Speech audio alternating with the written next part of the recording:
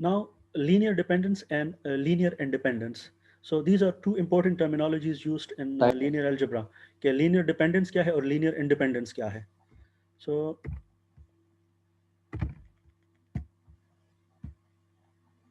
first, uh, a set of vectors.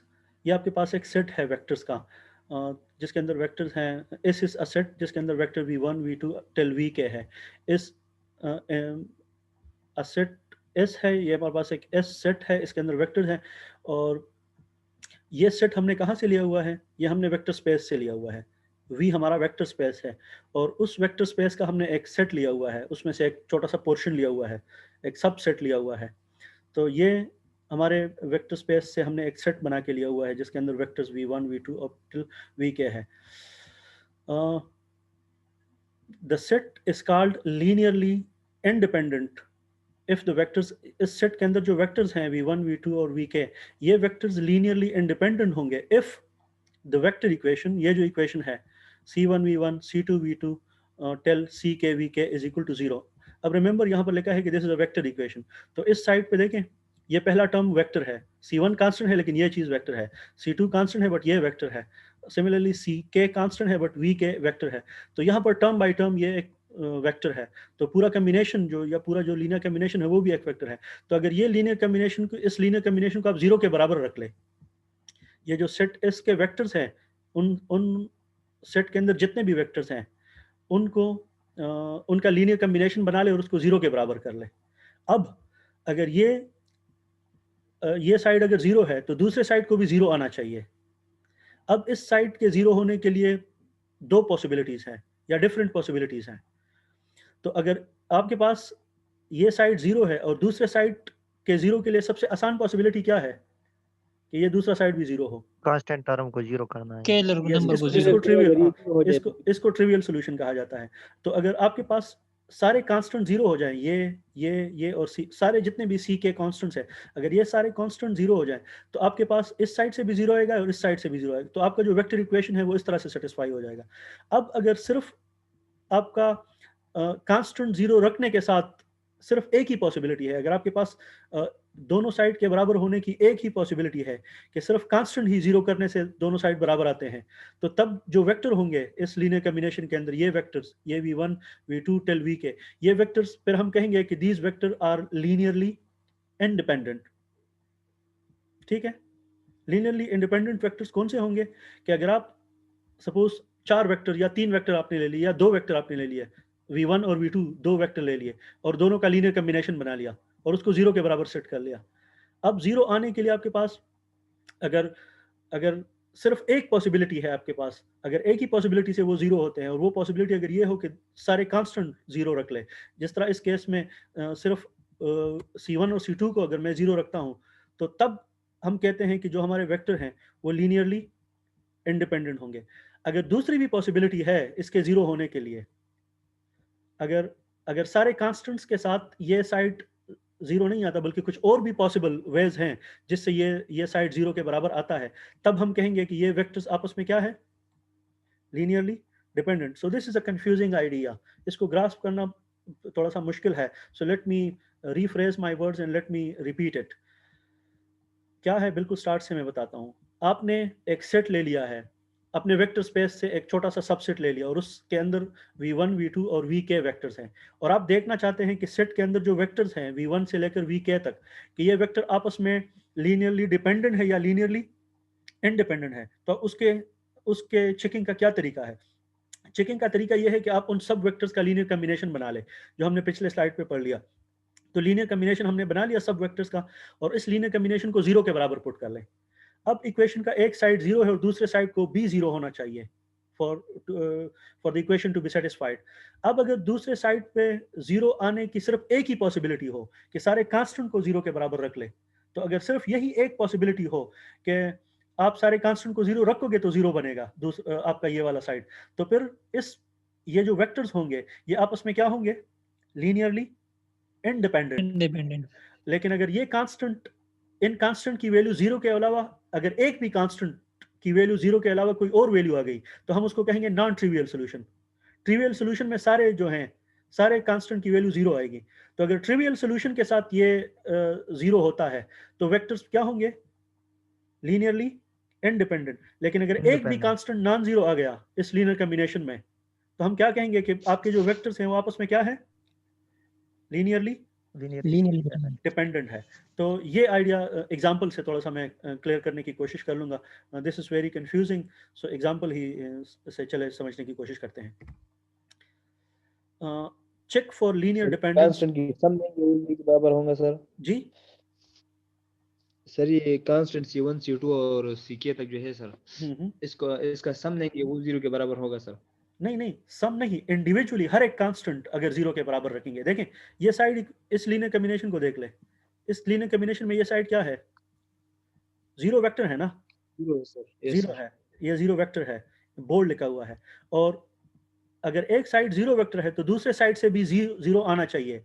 तो इसके अंदर के टर्म्स हैं, इट मीन हर एक टर्म को 0 होना चाहिए, इस टर्म को भी 0 होना चाहिए। अब इसके 0 होने के दो चांसेस हैं, या ये वेक्टर खुद 0 हो और या ये कांस्टेंट 0। इसके 0 होने के दो चांसेस है, दो ही चांसेस इसके भी हैं, या V2 0 हो या C2 0 हो। लेकिन V2 V1 V2 और Vk हमने कहा हुआ है कि ये कोई नॉन जीरो वेक्टर्स हैं इस सेट के अंदर, तो ये 0 नहीं है ये वेक्टर्स। तो अब पॉसिबिलिटीज ये है कि ये लीनियर कम्बिनेशन जो पूरा है, एक एक को ना देखे पूरे कम्बिनेशन को देख ले। अगर ये कम्बिनेशन में सारे C1 सारे कांस्टेंट की वैल्यू अगर मैं 0 रखूंगा तो तब ये साइड 0 बनेगा।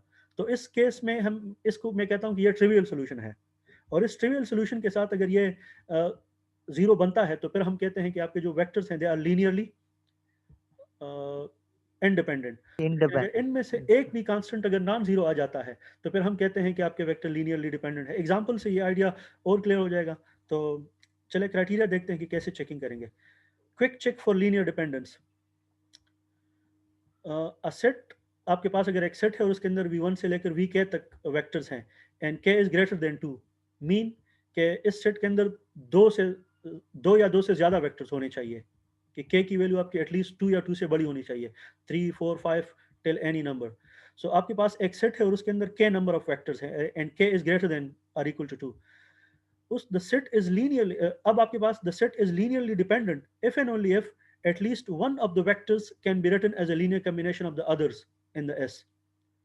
इस सेट का लीनियर डिपेंडेंस चेक करने के लिए आप शो कर ले, सिर्फ एक वेक्टर को शो कर ले कि वो एक वेक्टर 2 या 3 के लीनियर कॉम्बिनेशन में लिखा जा सकता है। तो अगर आपने एक वेक्टर को, इस सेट का एक वेक्टर आपने उठा लिया और उसको बाकियों के लीनियर कॉम्बिनेशन में लिख लिया, तो फिर आप कहेंगे कि आपके जो वेक्टर्स हैं वो लीनियरली डिपेंडेंट है। समझ रहे हैं? ये एक क्विक चेक है, इसमें आपको इस चीज़ पे आने की ज़रूरत नहीं है। ये जनरल तरीका है लीनियर डिपेंडेंस और इंडिपेंडेंस चेक करने का। और ये एक पार्टिकुलर तरीका है जिस पे आप सिर्फ डिपेंडेंस चेक करते हैं कि वेक्टर लीनियरली डिपेंड है या डिपेंडेंट है या नहीं है। तो लीनियरली डिपेंडेंट वेक्टर के लिए ये होगा कि आप इस सेट में से सपोज के वेक्टर्स है, उनमें से एक वेक्टर उठा ले। लेट्स सपोज आपने V1 उठा लिया। अगर इस सेट में V1 is equal to 3V2 आ रहा है, V1 is equal to 3V2, तो ये क्या हुआ? आपका V1 वेक्टर V2 के लीनियर कॉम्बिनेशन से बन गया। या अगर आपका V1 is equal to 3V2 plus 2V5 suppose, इसके अंदर चूंकि बहुत सारे वेक्टर्स है ना, k तक है, तो इसके अंदर V3 भी होगा और V5 भी होगा। तो अगर V1 is equal to 3V2 plus 5 V5 या 5V6, तो अगर एक वेक्टर को बाकियों के लीनियर कॉम्बिनेशन में लिखा जा सकता है तो हम कहेंगे कि फिर आपके जो वेक्टर्स हैं वो क्या है, आपस में लीनियरली डिपेंडेंट है। सो एग्जांपल पे जाते हैं। एग्जांपल ये है कि are the following set of vectors in 3 dimensional space linearly independent और लीनियरली डिपेंडेंट। चेक कर ले कि आपके जो वेक्टर्स हैं गिवन, जो आपको इस प्रॉब्लम के अंदर गिवन है, चेक कर ले कि वो आपस में लीनियरली डिपेंडेंट है या इंडिपेंडेंट है। तो अब यहाँ पर हमने ये डेफिनेशन जनरल सेट के लिए किया है और इस जनरल सेट में k नंबर ऑफ वेक्टर्स थे। अब जो हमारे प्रॉब्लम्स हैं उसके अंदर जो हमें सेट दिया जाए उस सेट में कितने मेंबर्स हैं, A, B और C।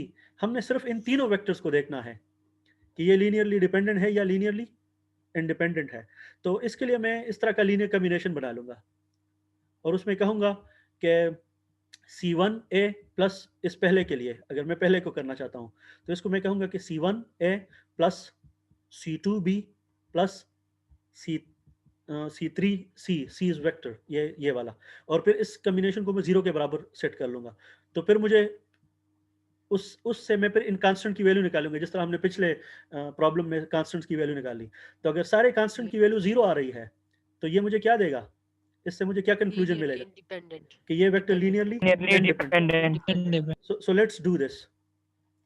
पहला पार्ट में अब मैं क्या कर रहा हूँ, मैंने इन तीनों वेक्टर्स को ले लिया और इन तीनों वेक्टर का मैंने लीनियर कॉम्बिनेशन बना लिया। अब देखें यहाँ पर मैं इन कांस्टेंट को मैंने नाम क्या दिए हुए हैं, A1 A2 और A3। उधर मैंने C1 C2 और C3 कहा हुआ। ये नाम इससे कोई फर्क नहीं पड़ता, आप कोई सा भी नाम दे सकते हैं, लेकिन this thing has to be clear in your mind कि ये कांस्टेंट्स है हमारे।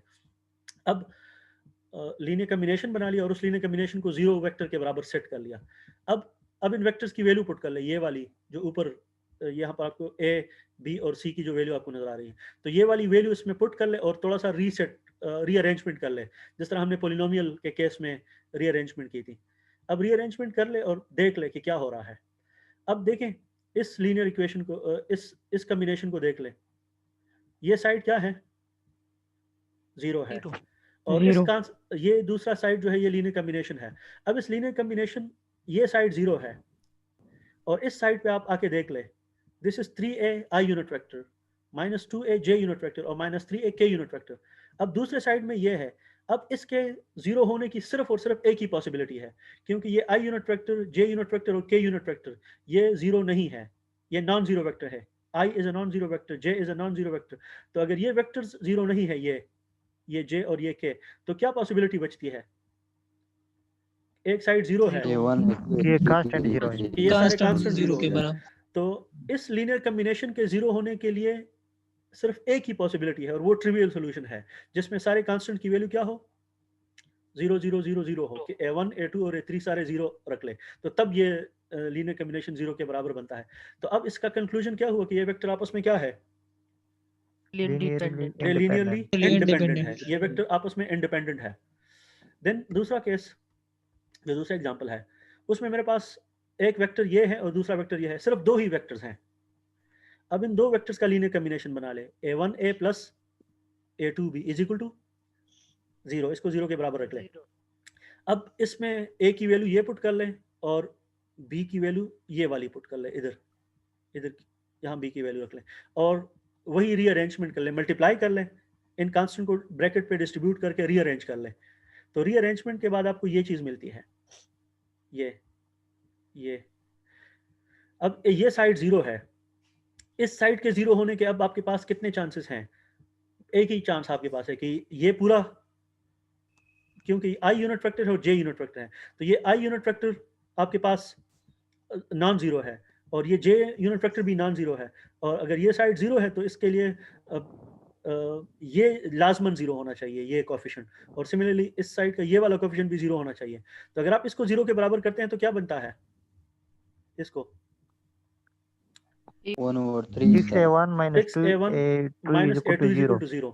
और जब आप इसको सॉल्व करते हैं तो क्या मिलता है, A1 is equal to A2 divided by 3. Yes, और जब आप इसको देखते हैं तो इससे भी तकरीबन यही चीज ही आपको मिलती है, दोनों से एक ही वैल्यू आपको मिलती है दोनों से। तो इस लीनियर कॉम्बिनेशन में आप देख लें A1 की वैल्यू क्या आ रही है, A1 is equal to A2 by 3, mean this is not 0। अब हमारा जो केस है वो नॉन ट्रिवियल केस बन गया है, ठीक है। अब ये नॉन ट्रिवियल केस बन गया है तो हमारे जो वेक्टर्स होंगे अब आपस में क्या है, सारे कांस्टेंट की वैल्यू 0 नहीं आई है, लीनियरली डिपेंडेंट है। और जो हमारा दूसरा, जो हमने यहाँ पर एक क्विक चेक देख लिया, ये वाला लीनियर डिपेंडेंट में क्या होगा, लीनियर डिपेंडेंस में ये होगा कि एक वेक्टर किसी दूसरे के लीनियर कॉम्बिनेशन के बराबर होगा। तो अगर ये दोनों वेक्टर, ये वाले दोनों वेक्टर, अगर ये दोनों वेक्टर आपस में बराबर हैं, अगर ये दोनों वेक्टर आपस में लीनियरली डिपेंडेंट है तो एक वेक्टर दूसरे का लीनियर कॉम्बिनेशन होगा, और ये चीज आप यहां से देख सकते हैं। द फर्स्ट वेक्टर जो कि ये वाला वेक्टर है, the first vector is -3 times the second vector, तो a is equal to -3b, a is equal to -3b। तो ये दोनों वेक्टर्स जो हैं ये एक ही लाइन के ऊपर लाई कर रहे हैं और ये एक लीनियरली डिपेंडेंट सिस्टम है, दोनों वेक्टर आपस में लीनियरली डिपेंडेंट है। क्योंकि जो ए वेक्टर है वो 3 टाइम्स बी के बराबर है। लेकिन यहाँ पर ये इस तरह की कोई चीज़ नहीं हो सकती। जब वेक्टर आपस में लीनियरली इंडिपेंडेंट हो तो आप इसको उठा ले, इस ए वेक्टर को, आप इसको बी और सी के कम्बिनेशन में नहीं ले सकते, या बी को उठा ले तो बी को आप ए और सी के कम्बिनेशन में नहीं ले सकते, या सी को उठा ले तो सी को बी और ए के लीनियर कम्बिनेशन में नहीं लिखा जा सकता। जब वेक्टर आपस में क्या हो, लीनियरली इंडिपेंडेंट हो, तो आप यस सर। आपस में उनके लीनियर कम्बिनेशन नहीं बना सकते। लीनियर कम्बिनेशन बनाने के लिए आपको सबको इकट्ठा लेना पड़ेगा और कांस्टेंट लगाने पड़ेंगे।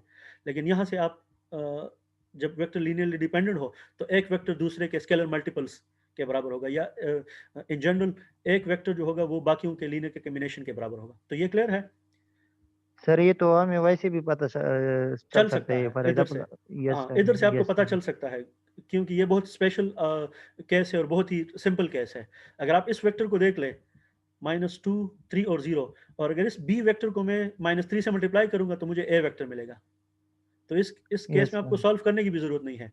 Just with a quick glance आप इसको क्विकली नोट कर सकते हैं कि ये आपस में दोनों वेक्टर क्या है, लीनियरली डिपेंडेंट है, क्योंकि एक को दूसरे के स्केलर मल्टीपल में लिखा जा सकता है। Next yes sir. Problem, next जो हमारा एग्जांपल है वो है कि let me move this up, ये we have other 3 vectors, this is a, this is b and that's c। ये आपस में लेट्स चेक के ये आपस में लीनियरली डिपेंडेंट है या लीनियरली इंडिपेंडेंट है। तो इसको चेक करने के लिए मैंने फिर से लीनियर कम्बिनेशन बना लिया, a1 a plus a2 b plus a3 c, और इसको मैंने 0 के बराबर रख लिया। अब अगेन वही चीज़ है, इसकी वैल्यू पुट कर ले, बी की भी वैल्यू पुट कर ले और सी की भी वैल्यू इसमें पुट कर ले, और ये पुटिंग करने के बाद आप थोड़ा सा रीअरेंजमेंट कर ले। रीअरेंजमेंट से आपको ये फाइनल फॉर्म मिलेगा। 2-3 एक स्टेप आप खुद कर ले, सिंपल स्टेप्स हैं, अलजबरा है। तो अब ये आई यूनिट वेक्टर है, ये जे यूनिट वेक्टर हो, ये के यूनिट वेक्टर, दूसरा साइड 0 है। तो अगर एक साइड 0 है और दूसरे साइड को भी 0 आना है तो एक ही पॉसिबिलिटी है कि ये 0 हो, ये ब्रैकेट पूरा ये 0 हो, और ये पूरा ब्रैकेट ये भी 0 हो। तो जब आप इसको 0 रखते हैं पहले ब्रैकेट को, 2a = 0, तो a की वैल्यू क्या बनती है यहाँ से, 0। फिर जब 0। आप इस दूसरे ब्रैकेट को अगर आप 0 रखते हैं तो a1 और a2 में आपको रिलेशन मिलता है कि 3a1 = a2, बट a1 क्या है यहाँ से, 0। a1 0 है तो a2 भी, यहाँ पर 0 a1 है। 0 पुट कर ले तो a2 भी 0 आ जाएगा। फिर यहाँ से आपको क्या मिलता है, यहाँ से आपको a1 a2 और a3 का रिलेशन मिलता है कि ये = 0। लेकिन a1 और a2 तो आपने यहाँ से देख लिया कि ये आपस में ये अलग अलग से 0 के बराबर है, a1 भी 0 है और a2 भी 0 के बराबर यहाँ से आया था। तो a1 को 0 पुट कर ले और a2 को भी 0 पुट कर ले, तो आपका a3 भी 0 आ 0 हो जाएगा। जाता है। तो ये सारे कांस्टेंट जो है ये 0 के बराबर आ गए हैं। अब इस लीनियर कम्बिनेशन के 0 होने के लिए सिर्फ एक ही पॉसिबिलिटी है, और वो ये है कि ये ट्रिवियल सॉल्यूशन हो, ये सारे कांस्टेंट 0 हो। तब ये सारे कांस्टेंट 0 हो और तब जाके ये लीनियर कम्बिनेशन 0 के बराबर बनता हो। तो हम कहते हैं कि ये जो 3 वेक्टर्स हैं ये आपस में क्या है, लीनियरली इंडिपेंडेंट। Linearly independent. और लास्ट हमारा जो एग्जांपल है वो ये है कि अगर मेरे पास एक वेक्टर ये हो और एक वेक्टर ये हो और एक वेक्टर ये हो और चौथा वेक्टर ये हो, तो ये आप खुद वेरीफाई कर ले इस एक्सप्रेशन को कि D can be written as a linear combination of A B C, और D किसके बराबर है, 2a - 3b + c। इस चीज़ को आप ये नंबर्स यहाँ पर पुट कर लें, A की वैल्यू पुट कर लें, B की पुट कर लें और C की पुट कर लें, और ये सब कैलकुलेशन कर लें, तो इस साइड से आपको जो आंसर मिलेगा वो D के बराबर आएगा। तो इससे ये आप कंक्लूड कर सकते हैं कि जो D वेक्टर है उस D वेक्टर को हम इस लीनियर कम्बिनेशन में लिख सकते हैं। अब ये लीनियर कम्बिनेशन गेस करना बहुत मुश्किल था इन द बिगनिंग। देखिए यहाँ पर ये जो लीनियर कम्बिनेशन है a = -3b, इसको गेस करना आसान है। अब just a quick glance will give you this expression के a = यस -3b, सर। लेकिन इसको गेस करना मुश्किल है। तो इसकी लीनियर डिपेंडेंस चेक करने के लिए पहले आपको ये स्टैंडर्ड प्रोसीजर करना पड़ेगा, ये वाला। और यहाँ पर चूंकि 4 वेक्टर्स हैं तो आपके लीनियर कम्बिनेशन में आपका चौथा टर्म भी बनेगा a4d, और आपको 4 कांस्टेंट्स की वैल्यू फाइंड करना पड़ेगी। और जब आप उन 4 कांस्टेंट्स की वैल्यू फाइंड कर ले तो यू विल सी कि उसका सिर्फ ट्रिवियल सोल्यूशन नहीं होगा बल्कि उसकी और भी पॉसिबिलिटीज होगी इस तरह की। तो ये पूरा रूट जब आप जनरल रूट अप्लाई करोगे, ये जो 3 पार्ट जो पहले हमने कर लिए, अगर यही प्रोसीजर आप इसके साथ भी करोगे तो आपको इन कांस्टेंट्स की वैल्यू मिलेगी, और इन कांस्टेंट्स की वैल्यू सारे कांस्टेंट यहाँ पर जितने भी हैं ये वाले इसके लिए जब आप लीनियर कॉम्बिनेशन बनाओगे तो इन सारे कांस्टेंट्स की वैल्यू आपके पास 0 के बराबर नहीं होगी, बल्कि कुछ और पॉसिबिलिटीज भी होंगी। तो उन और पॉसिबिलिटीज से आपके पास ये लीनियर कॉम्बिनेशन बनेगा, ये वाला। तो ये वेक्टर्स आपस में क्या हो गए? Linearly dependent. ये लीनियरली डिपेंडेंट हो गए, ठीक है। अब कुछ इंपॉर्टेंट नोट्स हैं। Two vectors u and v in a vector space are linearly dependent if and only if one is a scalar multiple of the other. अगर आपके पास सिर्फ दो वेक्टर्स हैं और आप उनको देखना चाहते हैं कि ये लीनियरली डिपेंडेंट है या इंडिपेंडेंट है, तो अगर एक वेक्टर को दूसरे के स्केलर मल्टीपल के बराबर लिखा जा सकता है तो फिर हम कहते हैं कि ये वेक्टर आपस में क्या है? लीनियरली डिपेंडेंट है। डिपेंडेंट। लेकिन ये जो है ये सिर्फ दो वेक्टर्स के लिए है, बाकियों के लिए नहीं। ये क्विक चेक जो है ये सिर्फ दो वेक्टर्स के लिए है। तो सी के क्या है? चले हमारे पास ये एक सेट है, इसमें दो वेक्टर्स हैं, ये v1 और ये v2। अब आप देख ले इस सेट में, यहाँ से आपको क्या, आपको क्विकली आप जब इसको नोट कर ले तो आपको क्या मिल रहा है? स्केलर मल्टीपल है v1 इसका। equal to 2v2 हाँ, v1 स्केलर मल्टीपल है v2। v2 v1 is equal to 2v2 v2 is equal to minus 2। no sir, v1 is equal to 2v2 minus 2v2। हाँ, v1 not equal to v2 is equal to, देखिए v2 smaller vector है, v2 sorry v2 के साथ हम v1 का combination बना रहे हैं। सो v1 is equal to 2 minus 2v2, ठीक है। minus 2v2। ये माइक किसका है? थोड़ा सा आपको खुद को म्यूट कर ले, थोड़ी सी डिस्टरबेंस आ रही है। हाँ फिर अटैच भी कर सकता है। तो फिर गेस करना तो मुश्किल होता है सर जी। अगर मतलब वेक्टर 2 से ज्यादा हो जाए ना सर। तो ये जो क्विक नोट है ये सिर्फ दो वेक्टर्स के लिए है, और वो मैंने आपको पहले भी बता दिया कि सिर्फ दो वेक्टर्स के लिए आप क्विकली गेस कर सकते हैं कि एक स्केलर मल्टीपल है दूसरे का या नहीं है। तो अगर स्केलर मल्टीपल है तो वो लीनियरली डिपेंडेंट होंगे। सो ये दोनों जो है आपस में स्केलर, अगर इस चीज़ को आप ज्योमेट्रिकली देख लें, ज्योमेट्रिकली आप इसको शो कर सकते हैं ना कि एक वेक्टर दूसरे के स्केलर मल्टीपल के बराबर है। तो ज्योमेट्रिकल रिप्रेजेंटेशन ये होगी,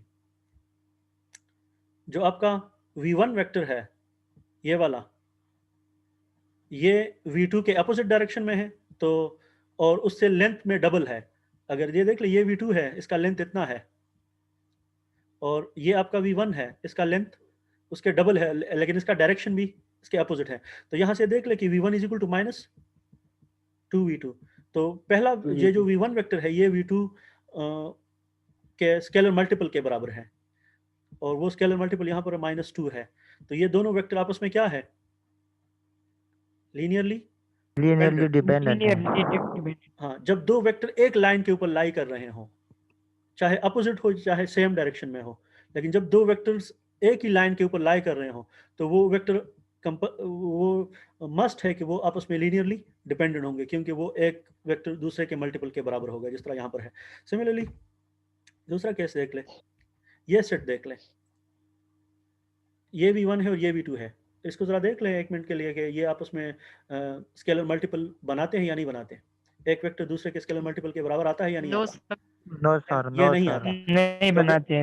तो अगर ये आपस में स्केलर मल्टीपल के बराबर नहीं है तो ये एक डायरेक्शन के ऊपर लाई नहीं करेंगे। ये किसी इनके टेल्स डिफरेंट, इनके हेड जो हैं वो डिफरेंट डायरेक्शन में पॉइंट करेंगे, ये एक लाइन के ऊपर लाई नहीं करेंगे। So let's see this, look it, ये आपका v1 है, this is pointing in this direction.